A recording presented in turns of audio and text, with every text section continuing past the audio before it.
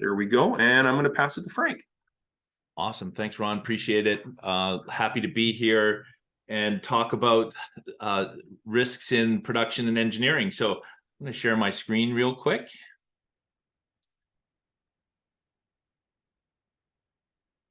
Okay.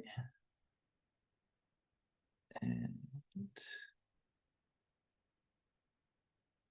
all right. So I think we're there. You bet. You can see my screen okay, Ron? Yes? Yes. Okay, fantastic. Well, thanks again, everyone. As Ron mentioned, I work with companies across Canada to help deal with supply chain risks and cybersecurity focused risks for that matter. And I'm happy to be here. I think it's a really important topic. A lot of companies are looking at ways to leverage digital transformation in their practices and their go-to-market technologies and development. So I think it's a very appropriate conversation topic and one that obviously we can do a really good job in exploring together. So the agenda for me is really simple. I'm going to talk a little bit about framing the conversation. I'm approaching this topic from your side as best I can. As you can imagine, I don't have direct experience, but I tried to put myself in your shoes when I created the slide deck and the topics of conversation. So hopefully you can appreciate that, and I'm looking forward to sort of exploring it. We're going to talk about the problem. How do you, or what does that mean for you? Maybe talk about some examples. What are some of the possible impacts? The so what factor? Where does this responsibility reside? And that's an important one because there's a tremendous shift away from cybersecurity onto the whole organization. And then some tactical, maybe suggestions or some guidance on where to start. That's one of the biggest questions I get when I talk to folks about third-party risk. It's a relatively new area of concern for companies, at least in the broader cybersecurity conversation. So we talk about where you can start, what role you can play as those people who are building the framework or the products themselves, and then more strategies for you to actually put that into action. So hope that works for you. Again, we have questions and answer, and I pose this to Ron, and Ron, I hope you don't mind me starting this off. We have at Mastercard, I'm giving away 2 swag baskets, one for the first question asked, and then we'll randomly pick a question after that throughout the conversation. So, put those questions in the Q&A, and we'll do our best to answer them for sure. So let's get going. All right. So, obviously cybersecurity has always been or is an important part of an organization's risk mitigation strategy. Of course, lately in the last, say, 5 or 6 years with the proliferation of ransomware events and bad impact, it's top of mind for everybody. But maybe that doesn't resonate or doesn't reach all the way down to design and engineering because it's always been talked about in IT security. But in the latest maybe 3 years, we've seen a huge increase in third-party risks. And maybe you've heard like SolarWinds breaches and things of that nature, where technologies that had third parties built right in have been exposed. So what we'll do here is we'll frame the definition of what third-party risk is and use that as the backbone of where we're coming from. So third-party risk is any risk that's brought to an organization by an external party in its ecosystem or supply chain. So it can be any kind of entity, or party that includes a vendor, suppliers, partners, contractors, advisors, any service provider who has access to internal company, customer data, systems, and processes.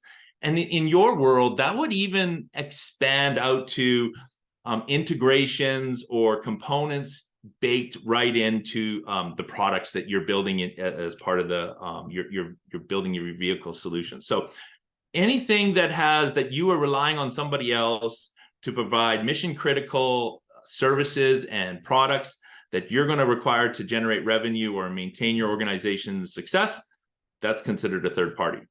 And it should be noted that it includes people you invest with. It includes people you trust for advice or that you've created partnerships with, whether it be marketing or otherwise. So it's a really extends. Just keep in mind anybody that can cause you pain. So risks in the supply chain can come in many forms. It can be financial, geopolitical, environmental, societal, governance, but we use ESG as the acronym for short. It can be operational. It can be you name it. Anything that has an impact on your business is considered, can be a risk for you. We're focusing on cyber risk because, of course, it's scary. It has huge impacts. They're typically very public and they can be costly. So in the frame of what we're talking about, this is more, I think, more related to you. However, don't forget those other parts of risk are equally important and should get some visibility as well. Scientia, which is a think tank, did a survey 2 years ago, and they said 98% of organizations they surveyed that had integrations with a third party that were involved in a cyber breach. So you can imagine how impactful this can be. And Scientia also did another survey that said 53% of all breaches that companies faced had direct link to a third party. So that's even more incredible. Rather than just being connected, it actually impacted or caused the breach in some way or another. So that's a little bit scary. And Ron, I should ask you a quick question. Should we deal with questions as we go, or wait till the end? What do you think? Let's just wait till the end, and then we'll get to the questions. Ryan, I see your question there. We're going to get to it. Now, the problem is, and especially in Canada, where we don't have strict rules around disclosure and things like that, can be a touchy subject because it's a little bit cultural, a little bit resource driven, and some tactical capabilities or experience. So people tend to be a little bit nervous to have conversations around it. So let's talk about a few case studies that might resonate with you. And these are all third parties where technologies or services were baked into the go-to-market approach. Sunwing back in April 2022, I know it affected a lot of us Canadians trying to take a vacation. They used a third party named Airline Choice as part of their customer flight management system. The role of that product was to do online check-in and boarding pass provisioning. Most of the larger airlines have their own system, whereas the regional ones can't invest that kind of money in a tool like that, so they outsource it to a third party. Well, they had a cyber incident which rendered their systems inoperable, and it stranded thousands of customers. So now the funny thing is, if you Google Airline Choice breach, cyber breach, there's no mention of Airline Choice. The Google list will show Sunwing, Sunwing, Sunwing. So what I've done is I've pulled an interview that the CEO from Sunwing was a part of, and let's just listen in to how he's not forgiven for the discretions.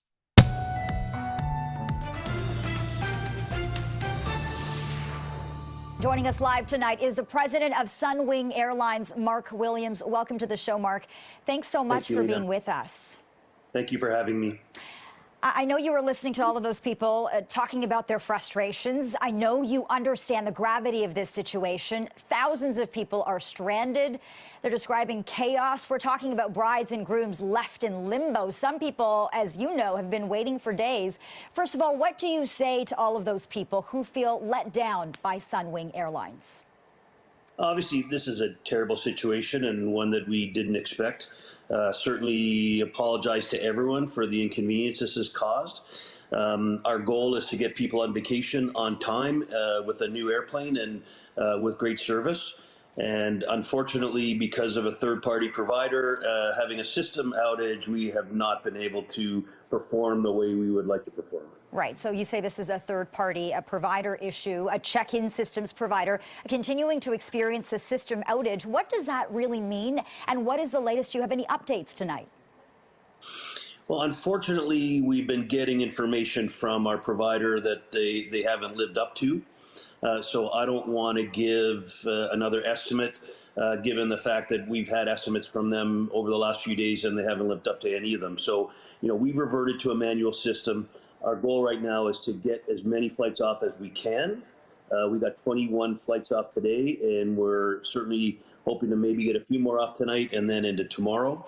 And then it's taking care of people who are at the airport and a destination. We've been getting people back to hotels and destinations.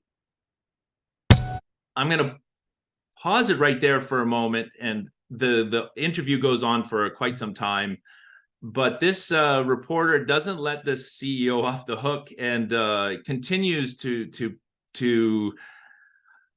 chastise, for lack of a better phrase, all the way in. And let's see how the CEO has to deal with this.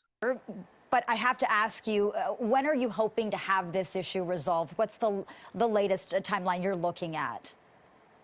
I mean, this system went down on Sunday, and we were initially told it would be back up and running on Sunday evening. So at this point, I really don't want to speculate on when it will come up. It's not within our control.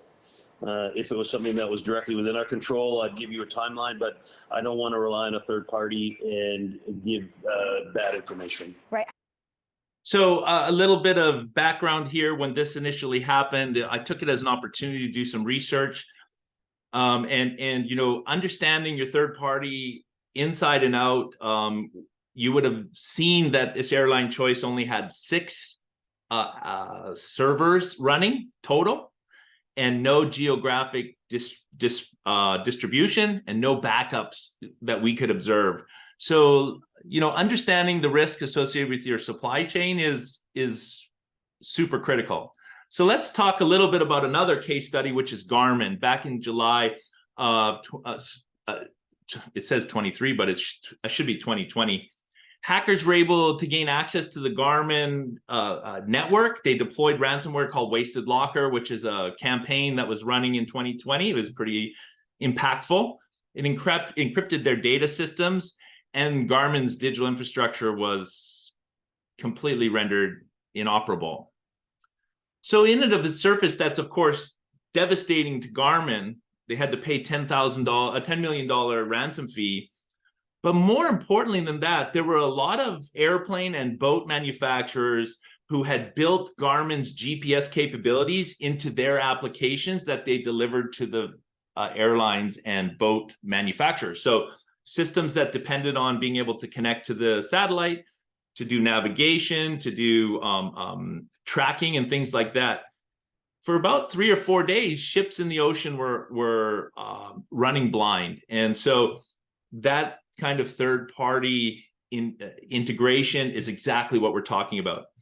How well do you know the Garmins of your world that you're using to empower your tools to meet the market demands? And this is where third-party risk comes into play, and why for engineering and development folks like yourselves, it's an important part of the development and build process. So for you as a consumer of third parties potentially, or in some cases, perhaps you are a provider as a third party to your customers, what are the costs? It's more than money, but it also is money when it comes down to it. So things like paying ransom, lost revenues, customer reparations. You know, Sunwing, in unfortunate, was almost forced to sell to WestJet as a loss, which was, you know, which was unfortunate. But it really escalated and put them in a really tough position, since all the revenues they lost was immeasurable. The reputation cost is huge: customer scrutiny, publicity, competition, and then your personal brand is at stake as well. So what we want to do is help you and your organization protect their reputation and their personal and the brands. Then compliance, government regulations, and fees are also important. And of course, employee morale and resources. So no one wants to spend Christmas break at work trying to deal with an incident like Sunwing. So those are the kind of things that that can really wreak havoc. And I was involved in an incident where they called us to help them deal with some intelligence, and it took 6 days over Canadian Thanksgiving. And so the whole engineering IT staff was pulled away to support a third-party breach incident, and no one wants that. So in terms of who is who is paying the piper for this? Who has to explain things? Well, we saw in that video, the CEO was in a really tough position. And if you could measure his micro expressions, he wasn't happy to be there. So of course, the executives will have to stand in front of people and explain what happened. Board of directors will be concerned. And then, of course, as the phrase goes, it all travels downhill. So using an example of Equifax was a $575 million breach. They lost a major portion of that was integrated credit services that they lost, where they provide services to other groups. And over 100 people at Equifax lost their jobs as a direct result. So, pretty costly and unfortunate. More examples like that. LCBO here in Ontario got hit. BC Transit got hit a couple months back. And, you don't have to look far to find the next one or the past one. Okay, so, obviously we've shared some of the challenges or some of the worries or concerns. I don't mean to cause fear, uncertainty, or doubt, because obviously this is a challenge that everybody is on a journey to sort of solve. But really, the most important part is to really gain visibility, define the playing field, and establish a culture.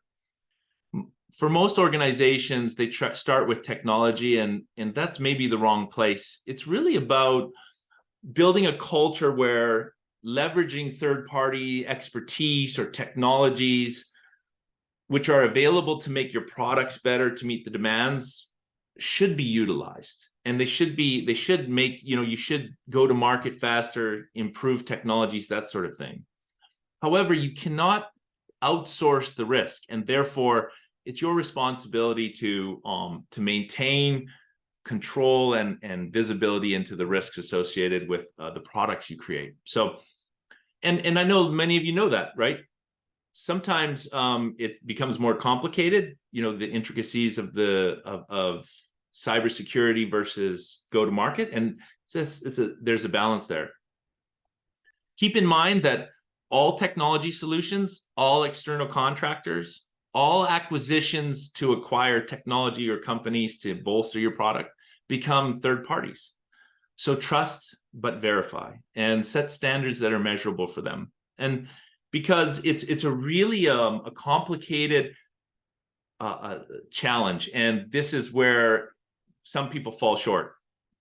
When you look at your third parties, it's a pretty straightforward view. You have an inventory of the companies you do business with or the technologies you use. However, they become a little complicated when you zero out. Let me give you an example. When you buy an application that integrates with the tools you've developed, potentially there could be open source software running in the background. There could be JavaScript. There could be a number of different complicated and maybe a little obscure components of those applications that are more challenging to monitor and manage. So it's really, important to dig a little deeper to get a really clear picture and understanding, and in a culture where it's okay to ask questions around, what security looks like. Once you visualize the tools, define what their roles are. This is a very important part. And when you define exactly what they can do and what they can't do, how much bandwidth they require, you're able to do a lot of risk mitigation and transference that you maybe couldn't in the past. The last part coming to the last part of defining the culture, have conversations around what your risk appetite is. Build the framework, the security into the framework of your products, because when you start with security as a component of your design and your production, then you will normally be able to withstand incidents and be more resilient. And remember, you don't have to apply the same standards to every product. A good example is maybe you're integrating Wi-Fi into some of your vehicles. Well, that potential, if there's some downtime in your Wi-Fi solution or provider, you can deal with it. when we go to hotels, we experience that from time to time. It's not great, but we can deal with it. The safety components that may be integrated to a GPS, on the other hand, may require a little bit more scrutiny. So being able to understand the relationships and the risk that it provides is super important. And lastly, part of that building the culture is having open conversations and being able to address security concerns. Sometimes we spoke with Pfizer last year. They were coming out of the COVID. There were some risks they just had to take to get the product to market. Lives were at risk. And once you're having an open conversation about, what the risks are, what the appetite to exposure, and what comfort is, then you can really take action in a meaningful way. Okay, so it does take a village. However, it starts with you, because your product, eventually you're at the bottom of the hill where all the trouble can finish out. So engage different departments, get their opinions. Procurement is an important part. Make sure, understand what your contracts allow you to do and not to do. Get legal's opinion and outline your expectations. Another group that's is really good is IT security. And so if you can have a meeting with them once a month and share with them what your expectations are and what you're hoping to do, that you want to build security into your framework, most people are keen to do that. I met with a company here in Toronto. They manufacture boxes. They really wanted to start integrating security into their manufacturing line. It was almost 100% automated manufacturing line.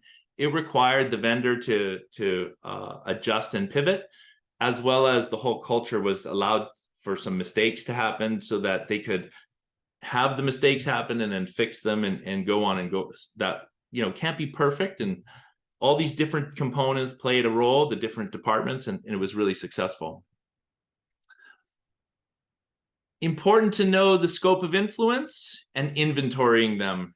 One of the key areas that some people forget about, it's very simple to take a look at an application and say, hey, this is a very secure tool in retrospect, but situations like Log4j, if you're familiar with that, that was a library embedded within an operating system of most servers that were running applications for company.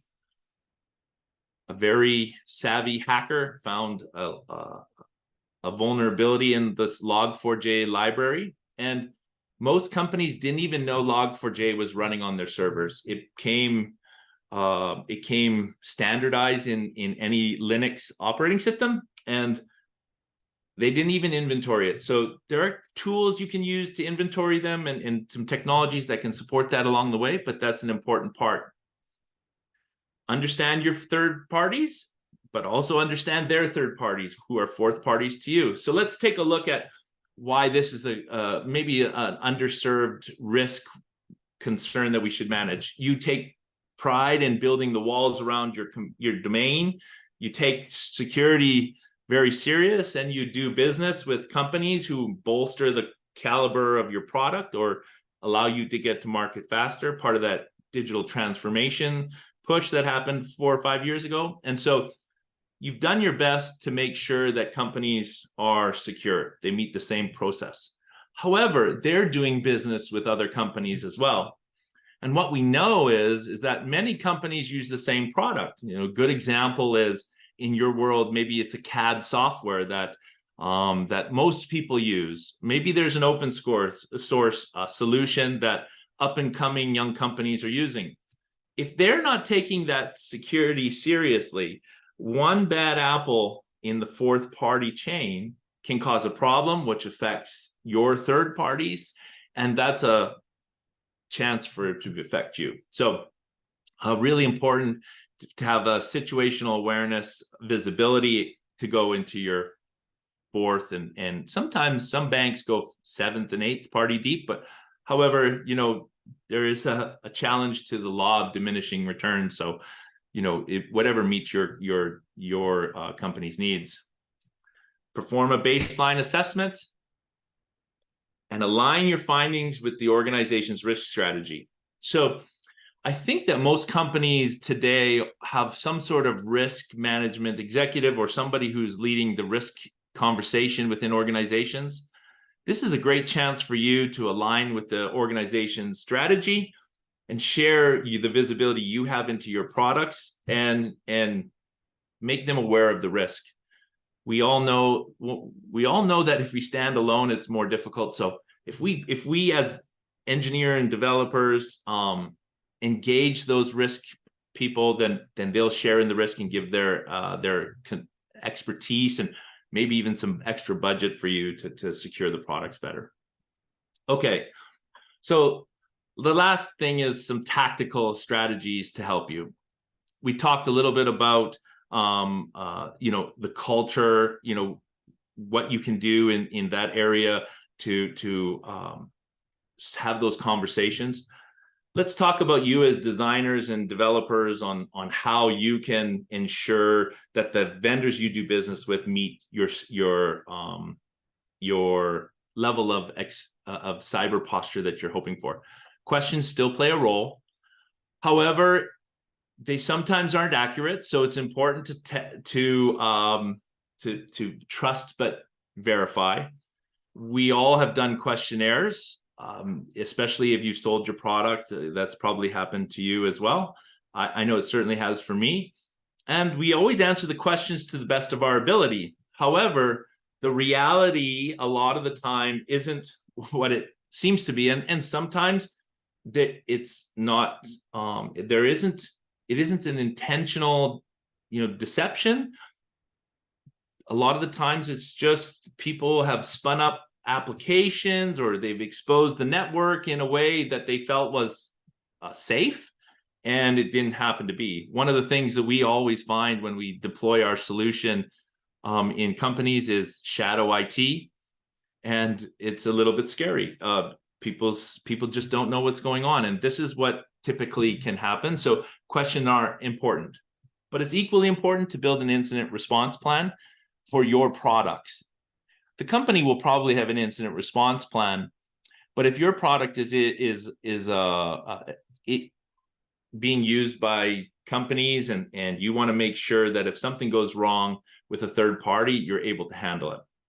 Review the plans and the questionnaires with your stakeholders, test out your potential scenarios, document the results, and establish contingencies. Super critical. This is maybe one of the areas that are the funnest to do and the least, the one we see least executed on in the marketplace.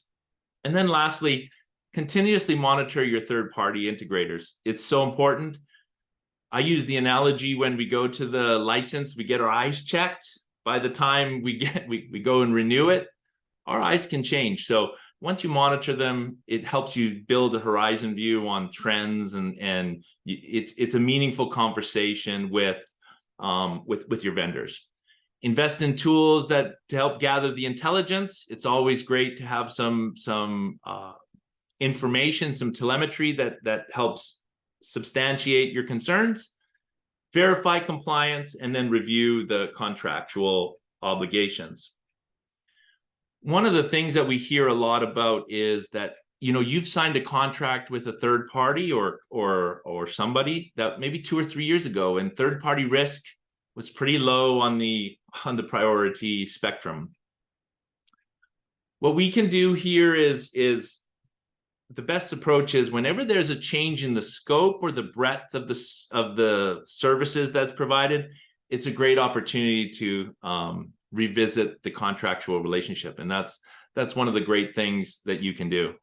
And lastly, the area that we see maybe neglected. If Sunwing, for instance, would have gone to Airline Choice and saw that their janitor closet was bigger than their IT closet, they may have been able to ask some pretty serious questions around, what happens if a breach occurs or something like that, and take some pictures and validate it.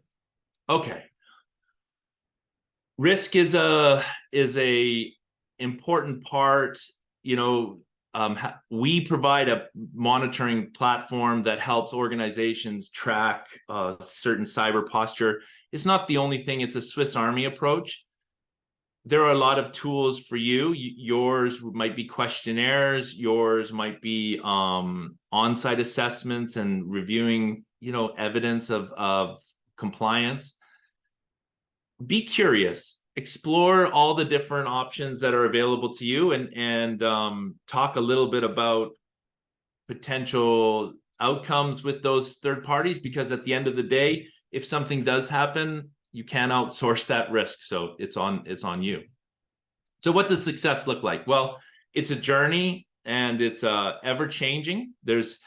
We'll see more.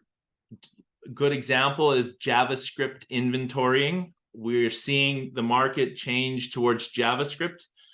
JavaScript is becoming more prevalent in all the applications, and it's easy to hide code in there. Facebook modules are commonplace for this. WordPress modules, the backlinks in those WordPress modules are a bit scary. So making sure that as technology changes, you revisit your strategy to secure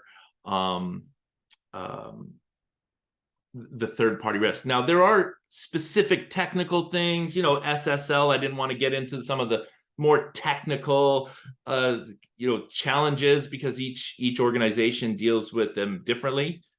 But in a general sense, if you are asking questions about what's the worst that can happen, then you're probably going to find it. So stay curious. Ask lots of questions. You don't have to change the way you do business. However, it's valuable to sort of ask questions of your vendor about what is the impact if you get breached? Where's my data? How much access do I lose? If you get breached, what happens to me? How long can you stand being down? Those are the kinds of questions that you can do. So I didn't want to take up too much time. We said we'd finish at 2:40. I think we're bang on here.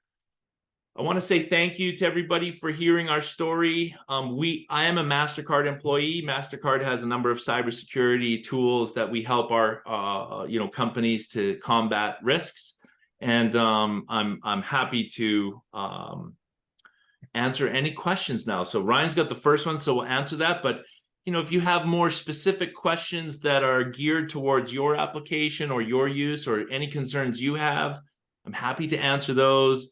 But in the presentation, I wanted to keep it a little bit general and top level. So feel free to do that. So Ron, is it okay if I answer the question? Yeah, go for it. So Ryan asked the question, what's the best way to limit risk of products being copied by vendors and learning about patent and designs? Well, this is a really good question.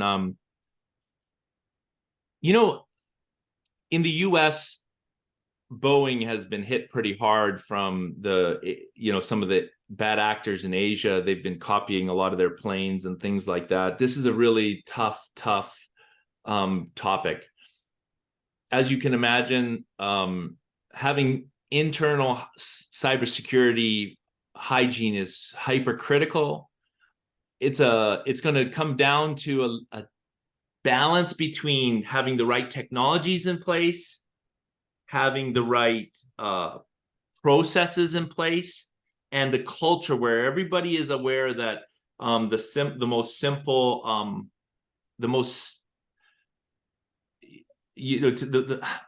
where the wrong information getting out can cause huge impacts for the company. So there are tools in place. One's called data leakage protection. It alerts to network activity that is unsanctioned. In essence, uploads and downloads of data where it's maybe by a user or an unknown user that shouldn't be happening. It's going to sources where it shouldn't be happening. For instance, if you can see that there is a 1 or 2 gigabyte file going to an IP address in South or North Korea, that's probably one you want to stop. That's about educating people about having good password hygiene, employing a password manager, making sure that organizations adhere to the principle of least privilege, which is making sure certain computers don't have access to others. And lastly, you know, it's about engaging the company, the people of the company in a constant understanding that if sensitive data about patents and designs get out, it can drastically affect those welfare. So having good, you know, employment security hygiene is critical. We can get into some specifics about the different technologies. There is secure access edge technologies, which limit what goes in and out. There is detection tools that do very specific network monitoring. And of course, there are ways to encourage and monitor the staff from sharing unknowingly, you know, sensitive data. However, it is a culture, and it's a tough product, a tough subject to tackle. I will tell you this, that we have done studies of all of our data since 2015 when our company started, and it's amazing the number of companies that were breached, and they just aren't able to stop the maybe the bad practices, because if the culture isn't centered around security, it's really hard to change the technology or depend on a technology, since the human element is a lot of the times the last line of defense. Yeah, that's good. So just based on your presentation here, Frank, I'm going to build a little scenario for you and see what your advice would be. Okay, so I'm a smallish manufacturer of something, a big heavy thing on rubber wheels. Yep. And I have to integrate some technology to be able to make the vehicle communicate with a server to analyze some data that this piece will pick up as it's traveling, doing its thing. It'll analyze it. It'll send it back to the piece of equipment and alter the performance characteristics of it based on the analysis of it. And being a smaller company, I'm buying third-party equipment to be able to do all of this. Yep. I don't have the IT capability in-house to be able to design stuff down to the printed circuit boards. So I'm having to buy all this. So what, you know, is there two questions? If a third party comes to me and says, look, I've got the perfect solution for you. If you install this here and here, connect it that way, off you go. Is there a certain standard that we could ask, are you compliant to da-da-da? And then at least you're 75% sure you're dealing with somebody that's got a IT department bigger than their janitor's closet. And the second question would be, if you were in our shoes, what would you do as a small company? I don't have the capabilities or the internal resources. What kind of advice would you give us? Ooh, okay, well, I mean, obviously, I wish there were a silver bullet that we can do. So there isn't. But the first part of your question is there a framework you can align to that gives you the best chance of avoiding some of the pitfalls of a cyber breach? And the answer is yes. I mean, there is. There are a number of cybersecurity frameworks out there that are attempting to give you the tools to make decisions around, you know, dealing with companies that you should be able to trust.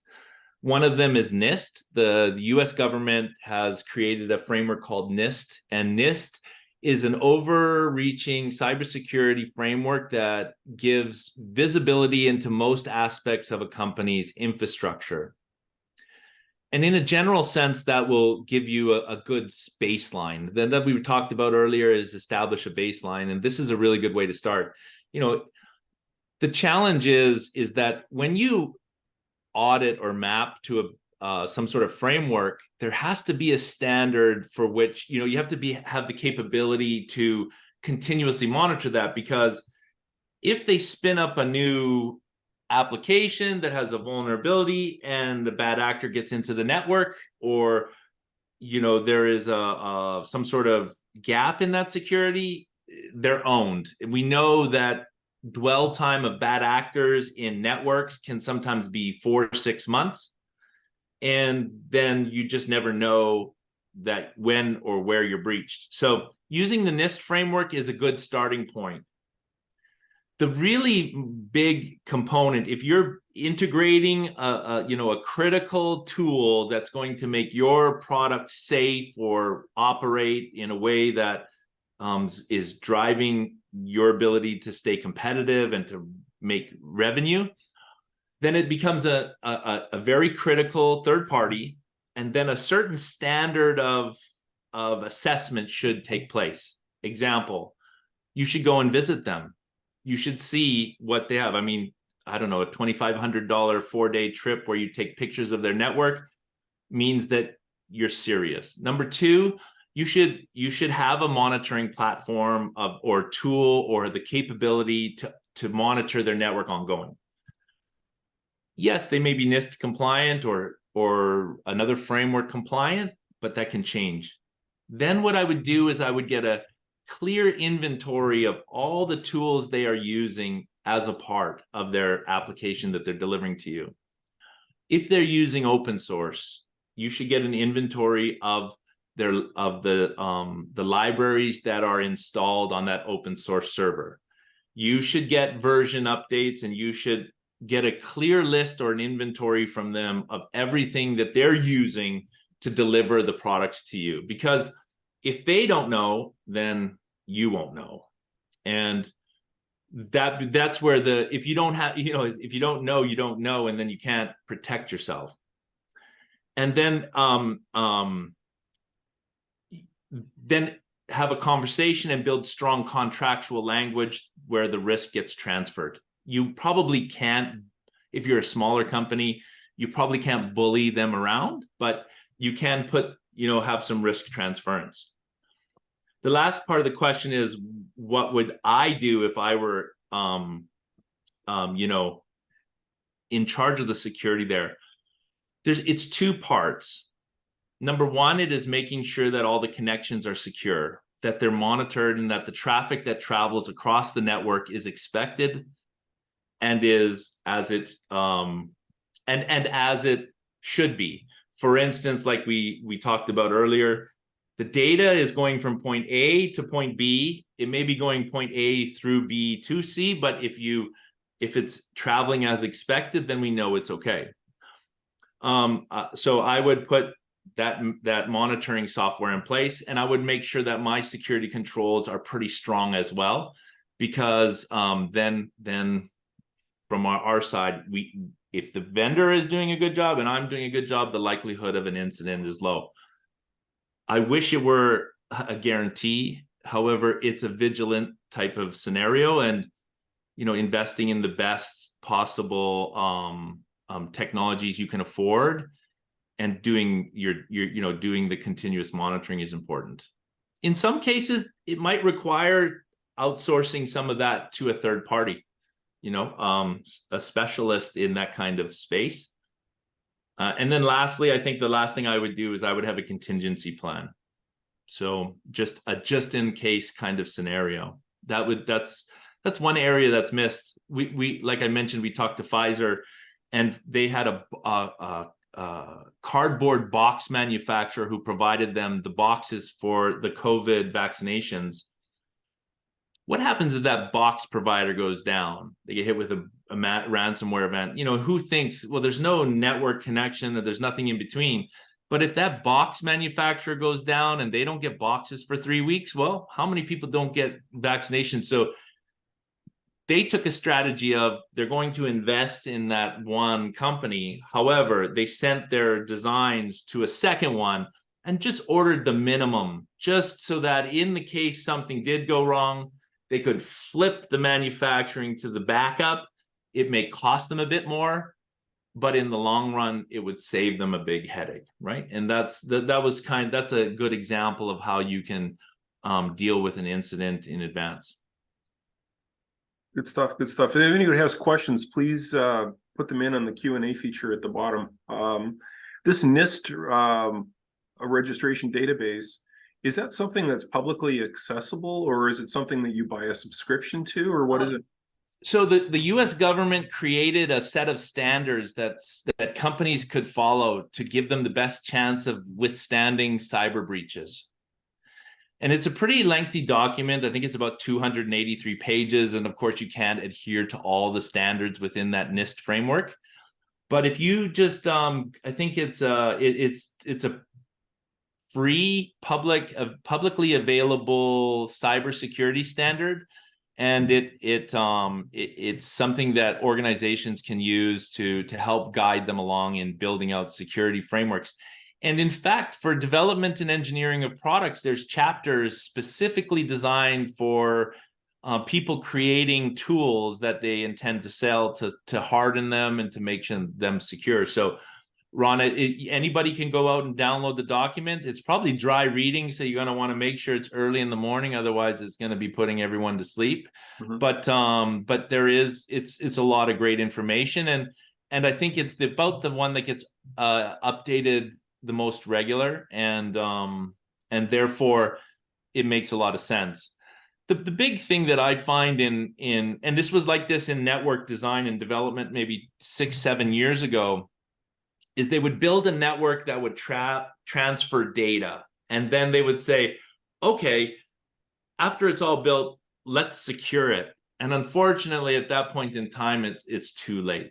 So, I mean, it's super important that security plays a role, part of design, and I'm probably sure I don't have to tell the folks here on this webinar, of course.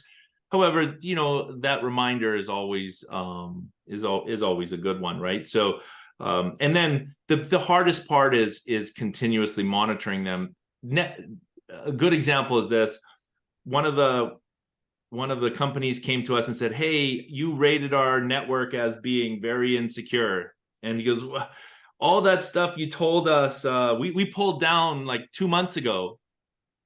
Well, what they didn't realize that the data center had an incident, and they restored from backups before they took it all down.